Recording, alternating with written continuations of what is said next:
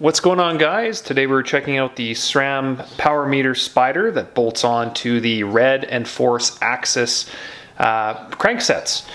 So this guy does work for both systems. In the past, I believe they've had two separate models. They have put the two together, and now it's sold as one unit and adds about 100 grams and gives you a power meter reading within 1.5%. So let's check this guy out.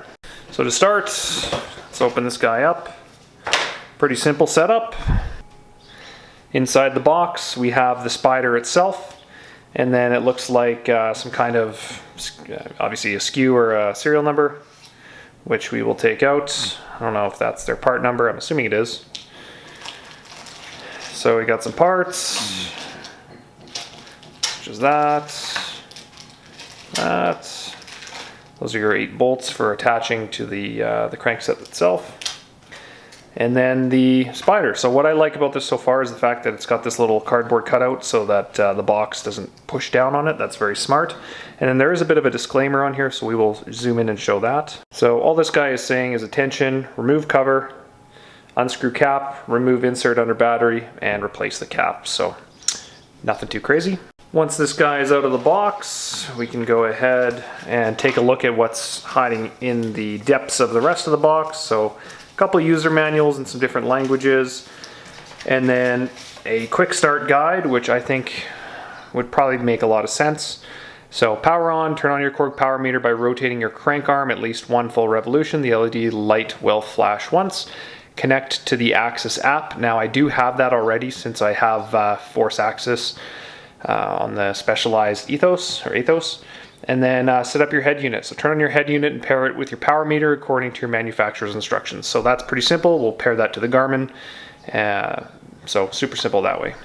And then on the back side, I'm starting to dig that they're starting to put these SKUs on here, so you can go right from your phone into the app to download. It's the easiest way to do it.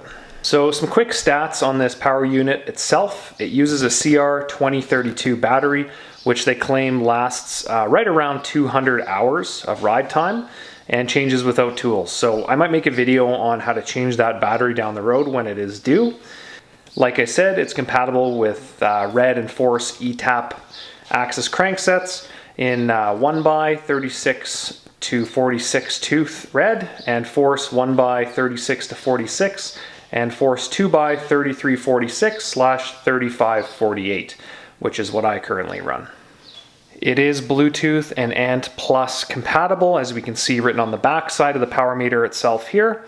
So really well-rounded product that's going to integrate into a number of different Garmin, Wahoo, Karoo head units that do utilize that Bluetooth and ANT Plus signal.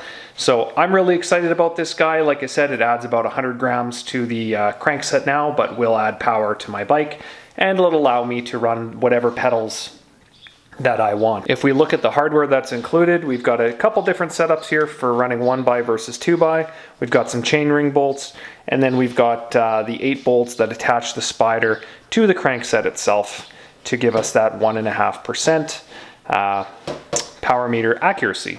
And then on the side here, this is where that LED, I don't know if you can see that with the light, but that's where that LED will start to blink, giving you the connection accordingly. Pretty simple. Remember, the beauty of this as well is that it is compatible with any crank arm length, as long as you have the 107 BCD, bolt circumference diameter, of this particular model. As well, it utilizes the Dub crank arm spindle standard, which is that SRAM's proprietary spindle width, which I believe is 28.99 mils, could be wrong. Retail price on this guy in the States is $449, which is fantastic for a power meter system at that 1.5% accuracy range. So I'm excited to get this guy mounted up. Appreciate you guys checking this out, and I will do a follow-up video with installation coming soon. Thanks, guys.